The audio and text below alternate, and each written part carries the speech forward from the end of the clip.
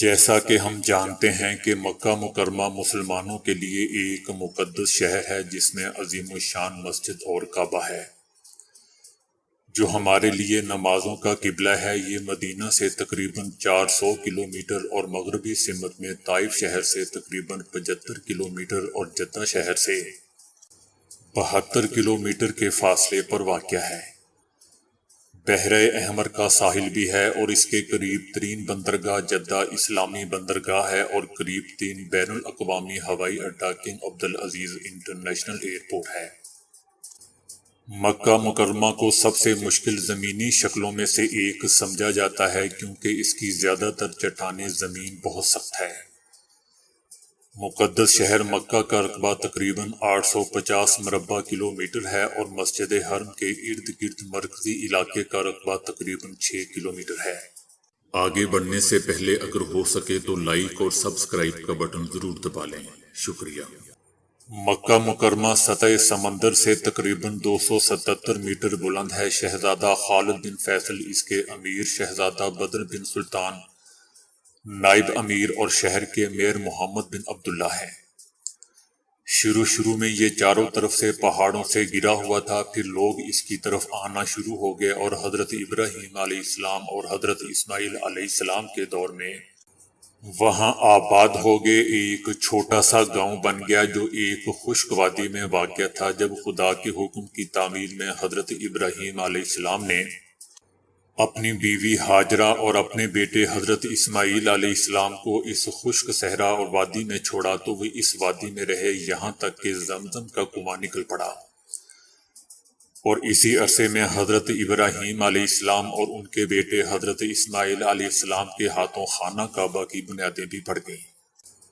مکہ کی آبادی تقریباً 16 لاکھ افراد پر مشتمل ہے جو کہ پرانے اور نئے مکہ کے محلوں میں تقسیم ہے۔ مکہ مکرمہ میں بہت سی مقدس اسلامی یادگاریں بھی شامل ہیں جن میں سب سے نمایاں عظیم الشان مسجد حرم ہے جو ہمارے لیے زمین پر سب سے مقدس مقام ہے۔ اس کی وجہ یہ ہے کہ اس میں کعبہ شریف بھی شامل ہے جو ہماری نمازوں کا قبلہ ہے، اور یہ ان 3 مساجد میں سے ایک ہے جن کی طرف آپ اور ہم سفر کرتے ہیں۔ مسجد حرم، مسجد اقصی، اس کے علاوہ حج اور عمرہ کے موسم میں مکہ مسلمانوں کی ایک خوبصورت سکون والی منزل بھی ہے۔ اس میں وہ علاقے بھی شامل ہیں جہاں مسلمان اس دوران مزدلفہ کی زیارت کرتے ہیں۔ مختلف زمانوں میں مکہ مکرمہ کے ناموں اور لقبوں کی تعداد 50 سے زیادہ تک پہنچ چکی ہے، لیکن مکہ نام کی ابتدا تقریباً نامعلوم ہے اور اس نام کی ابتدا کے بارے میں بہت سی قیاس آرائیاں کی گئی ہیں۔ کہا جاتا ہے کہ مکہ کو مکہ کے نام سے تب سے جانا جاتا تھا جب زمانہ جاہلیت میں عرب کہتے تھے کہ مکہ کی زیارت اس وقت تک مکمل نہیں ہوگی جب تک کہ کوئی خانہ کعبہ میں نہ آ جائے، یعنی وہ سیٹی بجانے کو بیان کرتے ہیں۔ مکاؤ ایک پرندہ جو باغوں میں رہتا ہے اور اگر وہ اس کا طواف کرے تو وہ تالیاں بجاتے تھے۔ کچھ کا خیال ہے کہ اسے بکا کہا جاتا تھا کیونکہ کوئی بھی اس میں دھماکہ نہیں کرتا اور نہ ہی اس کی حرمت کو پامال کرتا تھا۔ بعض کا کہنا ہے کہ اسے مکہ اس لیے کہا گیا کہ یہ ایک مقدس جگہ تھی کیونکہ دور دراز کی ہر جگہ سے لوگ یہاں عبادت کے لیے آتے تھے۔ جہاں تک لفظ بی کا تعلق ہے تو سامی زبان میں اس کا مطلب وادی ہے اور بعض قدیم تحریروں میں اس کا ذکر مکریبہ کے نام سے ہے، اور محققین کا خیال ہے کہ یہ مکہ ہے۔ قرآن مجید کی سورۃ آل عمران میں بکہ بھی کہا گیا ہے، یعنی لوگوں کے لیے پہلا گھر وہی ہے جو بکہ میں ہے۔ یہ اس کے دوسرے ناموں کے علاوہ ہے جیسے معاد، تہامہ، البیت، العتیق، الحاطمہ اور دیگر ہیں۔ مکہ کا ایک اور نام کچھ مسلمان محققین کی رائے کے مطابق صحرائے پیران یا فران کا صحرا ہے، جس کا تذکرہ بائبل کے پرانے عہد نامے کی متعدد کتابوں میں کیا گیا ہے۔ عرب اور اسلامی روایات میں بتایا گیا ہے کہ اس سے مراد مکہ ہے۔ یہ وہ جگہ ہے جہاں حضرت اسماعیل علیہ السلام، حضرت ابراہیم علیہ السلام اور ان کی بیوی ہاجرہ نے قیام کیا تھا۔ تورات میں مکہ کے دیگر ناموں میں سے فران کو ایک پہاڑی کے نام سے بتایا گیا ہے۔ مکہ کی بنیاد حضرت اسماعیل علیہ السلام کی پیدائش سے پہلے کی ہے، اور ان کا عروج اپنے والد حضرت ابراہیم علیہ السلام کے ساتھ خانہ کعبہ کی بنیادوں کو اٹھانے کے لیے ہوا تھا۔ اس کے آغاز میں مکہ ایک چھوٹا سا قصبہ تھا جس میں بنی آدم آباد تھے، جو حضرت نوح علیہ السلام کے زمانے میں سیلاب کے دوران تباہ ہو گیا۔ اس کے بعد یہ علاقہ ایک خشک وادی تھا جس کو چاروں طرف سے پہاڑوں نے گھیر رکھا تھا۔ جب حضرت ابراہیم علیہ السلام نے اپنی اہلیہ ہاجرہ کو چھوڑ دیا تو لوگ اس کی طرف جوک در جوک وہاں آ کر آباد ہوئے۔ اس کے بعد قبیلہ جرہم کا ایک گروہ مکہ میں آ کر آباد ہوا اور وہ سب سے پہلے وہاں رہنے والا مشہور قبیلہ تھا، اور قبیلہ جرہم نے ہی اپنے مکہ کے دور حکومت میں زمزم کے کنویں کو دفن کر دیا اور خانہ کعبہ کا پیسہ کھایا۔ قبیلہ جرہم کا دور تیسری صدی عیسوی کے آخر تک مکہ میں جاری رہا، اور اس کے بعد قبیلہ خزاع نے مکہ کی حکومت سنبھال لی اور تقریباً 300 سال تک قائم رہی۔ اس کا آقا عمرو بن لوہی بتوں کی پوجا کرتا تھا، اور وہ پہلا شخص تھا جس نے مکہ کا مذہب تبدیل کیا۔ اس کے بعد مکہ کا معاملہ قبیلہ خزاع کے ہاتھوں سے قبیلہ کنانہ اور پھر قریش کو منتقل کر دیا گیا، جس کی سربراہی قصی بن کلاب کی سربراہی میں ہوئی۔ ان کی وفات کے بعد ان کے بیٹے ہاشم بن مناف نے قریش کی قیادت سنبھالی، اور اس کی موت کے بعد عبد المطلب بن ہاشم نے امامت سنبھالی اور لوگوں کو حرم کا پانی پلایا۔ اس زمانے میں یمن میں ابرہہ حبشی نے الکلیس کے نام سے ایک چرچ تمام لوگوں کے لیے اس کی زیارت کے لیے بنایا، اور مکہ میں کعبہ کو ڈھانا اور عربوں کو اس چرچ کی زیارت پر مجبور کرنا چاہتا تھا، اور جب وہ حملہ کرنے مکہ پہنچا تو ہاتھیوں نے کعبہ کی طرف بڑھنے سے انکار کر دیا، اور پھر اللہ تعالیٰ نے ابابیل پرندے بھیجے جو پتھر لے کر گئے، جنہوں نے ابرہہ اور اس کی فوج کو تباہ و برباد کر دیا۔ اس سال کو ہاتھیوں کا سال کہا جاتا ہے، اور یہ وہ سال بھی ہے جس میں حضرت محمد صلی اللہ علیہ وآلہ وسلم کی ولادت بھی ہوئی تھی۔ اسلام سے پہلے یہاں زیادہ تر کافر تھے، جن میں یہودیت اور عیسائیت کی اقلیت تھی۔ حضور صلی اللہ علیہ وآلہ وسلم مکہ میں ہاتھی کے سال میں پیدا ہوئے، جو کہ سن 570 عیسوی بنتا ہے۔ اسلام مکہ میں نبی اکرم صلی اللہ علیہ وآلہ وسلم کے ہاتھوں نمودار ہوا۔ آپ نے لوگوں کو دعوت دینا شروع کی۔ شروع میں اسلامی دعوت 3 سال تک خفیہ رہی، پھر اللہ تعالیٰ نے اپنے نبی صلی اللہ علیہ وآلہ وسلم کو لوگوں میں بلند آواز تبلیغ کرنے کا حکم دیا، اور یہ آواز قریش کے آقا کے لیے غضب کا باعث بنا۔ چنانچہ مشرکین نے اس تبلیغ کو ناکام بنانے کے لیے تمام طریقے اختیار کیے، مسلمانوں کو ہر طرح سے اذیتیں پہنچائی، اور رسول اللہ صلی اللہ علیہ وآلہ وسلم کو ہر طرح سے نقصان پہنچایا۔ نبی کریم صلی اللہ علیہ وآلہ وسلم نے مسلمانوں کو حبشہ کی طرف ہجرت کرنے کا حکم دیا۔ پھر پیغمبر اسلام صلی اللہ علیہ وآلہ وسلم کی مدینہ ہجرت کے بعد مسلمانوں اور قریش کے درمیان کچھ لڑائیاں لڑی گئیں، جن میں سے پہلی جنگ 2 ہجری میں بدر کی جنگ تھی، جو مسلمانوں کی فتح کے ساتھ ختم ہوئی۔ پھر جنگ احد، اور پھر 5ویں ہجری میں جنگ خندق۔ اس کے بعد رسول اللہ صلی اللہ علیہ وآلہ وسلم نے فتح مکہ کے لیے تیاری کرنے کا حکم دے دیا، اور یہ سن 8 ہجری کا واقعہ تھا۔ جب نبی کریم صلی اللہ علیہ وآلہ وسلم اپنی فوج کے ساتھ مکہ پہنچے تو آپ بغیر کسی لڑائی کے اس میں داخل ہوئے اور بتوں کو گرا دیا اور اہل مکہ کو معاف کر دیا۔ رسول اللہ صلی اللہ علیہ وآلہ وسلم نے وہاں صرف 19 دن قیام کیا، پھر مدینہ واپس جانے کے لیے تیار ہو گئے۔ فتح مکہ سے لے کر سن 11 ہجری میں رسول اللہ صلی اللہ علیہ وآلہ وسلم کی وفات تک عطا بن سید نے مکہ کا انتظام سنبھالا۔ پیغمبر اسلام صلی اللہ علیہ وآلہ وسلم کی وفات کے بعد مکہ میں حضرت ابو بکر صدیق رضی اللہ تعالی عنہ اور حضرت عمر بن خطاب رضی اللہ تعالی عنہ کی خلافت کے آغاز کے بعد ان کی شہادت تک یہاں استحکام کا دور تھا۔ حضرت عثمان رضی اللہ تعالی عنہ سن 35 ہجری اور علی ابن ابی طالب کے دور خلافت میں یہاں عدم استحکام کا مرحلہ شروع ہوا۔ جس کے دوران اسلامی ریاست بہت زیادہ کشمکش اور جنگوں سے گزری، خاص طور پر جنگ اونٹ صفین کی جنگ اور جنگ نہروان۔ اس مرحلے کے دوران علی ابن ابی طالب کے بعد معاویہ بن ابی سفیان نے 41 ہجری میں خلافت سنبھالی۔ جب حضرت معاویہ کا انتقال ہوا تو مکہ بنو امیہ کی حکومت کی مخالفت کا مرکز تھا، جب انہوں نے حضرت حسین بن علی کی بیعت کرنے سے انکار کر دیا۔ اموی خلیفہ عبد المالک بن مروان کے سپہ سالار حجاج بن یوسف کے عبداللہ بن زبیر پر حملے کے بعد مکہ میں خلافت سنبھالی تھی۔ مکہ پر اپنی حکومت کے دوران امویوں نے بہت سی اصلاحات کی، جیسے کہ سڑکیں بنانا اور مذہبی اور سائنسی امور پر توجہ دینا۔ شاید ان اصلاحات میں سب سے نمایاں سن 91 ہجری میں ہوئی، جب مسجد حرم کو توسیع دی گئی اور اس کی گزرگاہوں کی چھتیں بنوائی گئیں۔ مکہ 132 ہجری تک اموی خلافت کے تحت رہا، جو کہ 750 عیسوی بنتا ہے۔ اس دوران مکہ کئی واقعات سے گزرا۔ کرمتیوں نے اس پر قبضہ کر کے حجرہ اسود کو 317 ہجری میں چرا لیا اور 330 ہجری میں واپس کر دیا۔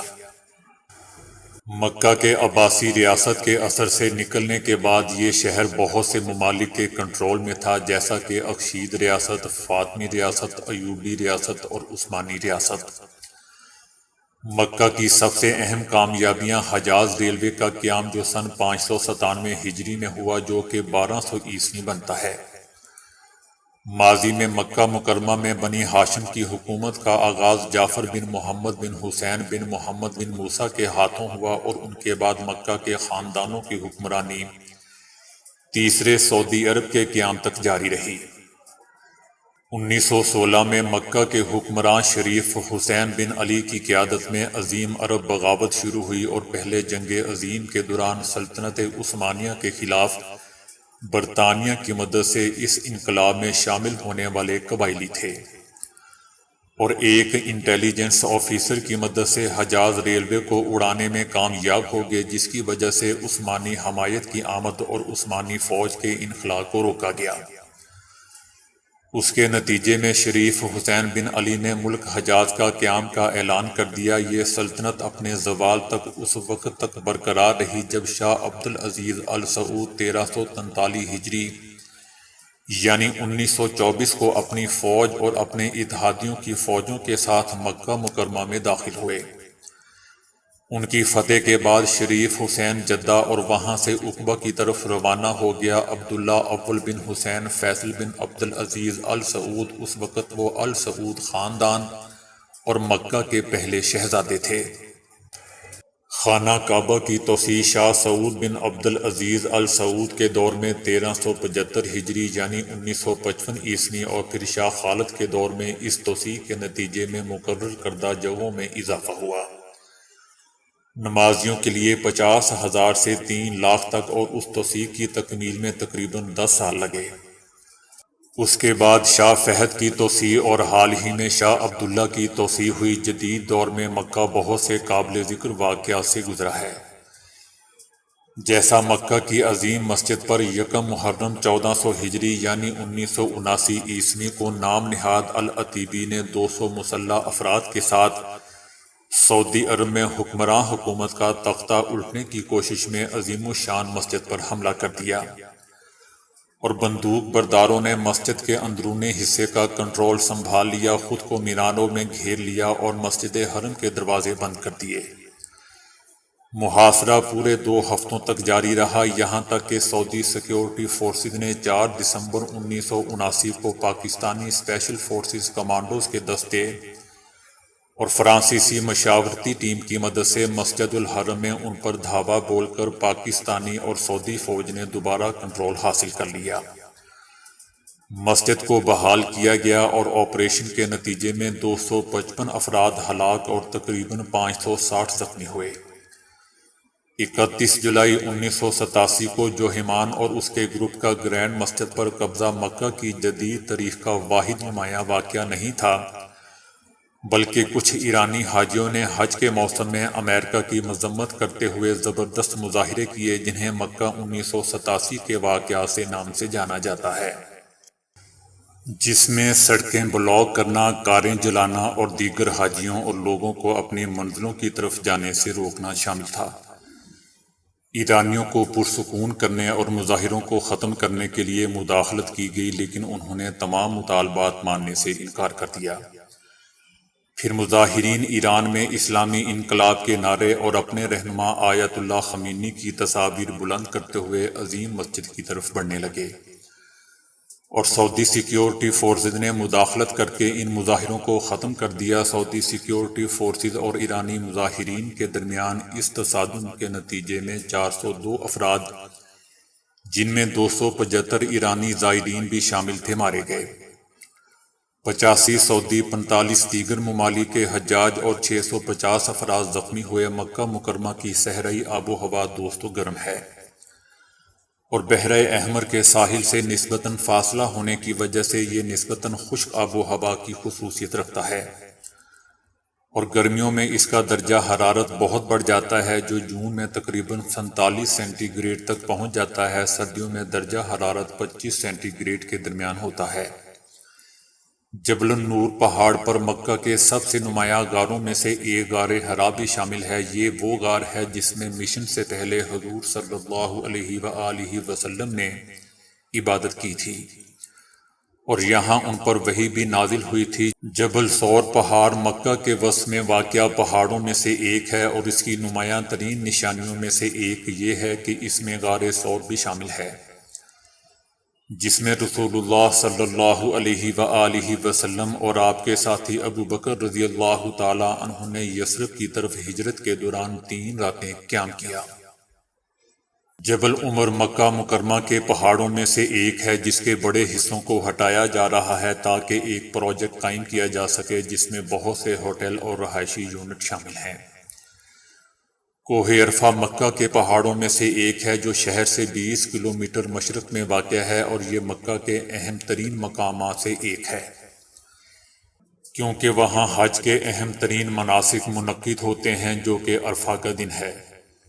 جبل طریقی شارع مینا کے مشرق میں واقع ہے، جس کی اونچائی 900 میٹر ہے، اور یہ مکہ کے پہاڑوں میں سب سے اونچی چوٹی ہے۔ اعداد و شمار کے مطابق مکہ کی آبادی تقریباً 16 لاکھ افراد پر مشتمل ہے۔ تقریباً 75% خاندان مکہ کے مقیم سعودی ہیں، اور بقیہ 25% غیر سعودی ہیں۔ برماوی برادری مکہ میں غیر سعودیوں میں سب سے بڑی برادری ہے، جو کل غیر سعودیوں کا 19% نمائندگی کرتی ہے، اور باقی مکہ کی 8 بڑی برادریوں میں یمنی، پاکستانی، مصری، برمی، بنگالی، نائجیرین، سوڈانی اور ملائی شامل ہیں۔ مکہ میں اوسط خاندان کے افراد میں تقریباً 5 ارکان ہوتے ہیں۔ عوامی نیٹ ورک سے یعنی پانی خرید کر پینے کا تناسب تقریباً 76% ہے۔ مکہ مکرمہ میں بہت سے عوامی پارکس شامل ہیں، جن کی تعداد تقریباً 476 ہے، جن میں سے 170 پارکوں میں بچوں کے لیے کھیل بھی شامل ہے۔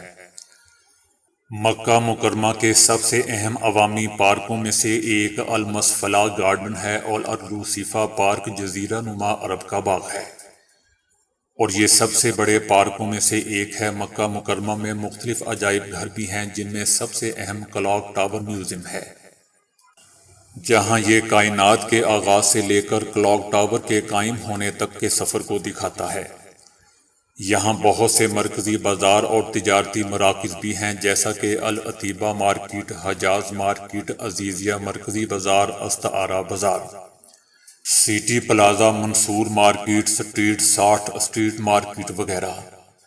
مکہ میں بہت سی مساجد بھی شامل ہیں، جن میں سے کچھ پرانی ہیں اور کچھ جدید ہیں۔ گرینڈ مسجد کے علاوہ التنعیم مسجد، نمرہ مسجد، جہاں نبی کریم صلی اللہ علیہ وآلہ وسلم نے عرفات کے دن حجۃ الوداع میں نماز ادا کی تھی۔